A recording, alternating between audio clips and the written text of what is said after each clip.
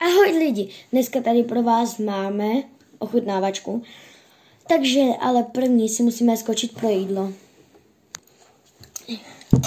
Takže máme to tady, jako to bude zase říct taková ochutnávačka, teďka první kolo zdravých jídel.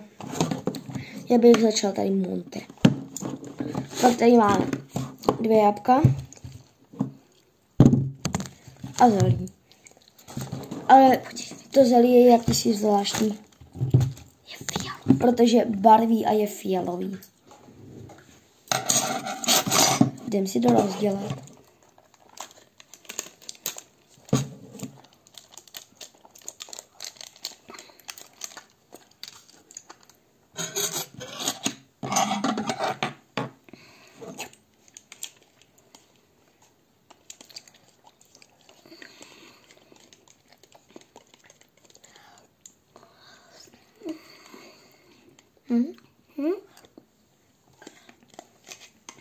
Já bych řekla, že dobrý.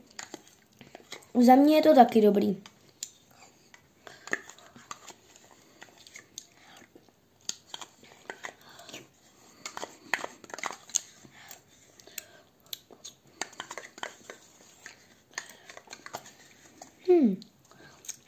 Takže Monte kupujte dál.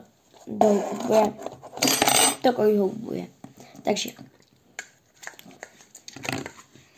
už máš dojedlý? Takže máme tady jablko.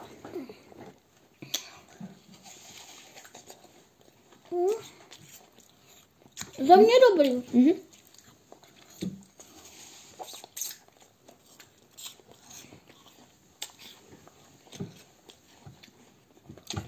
To jde. To jde.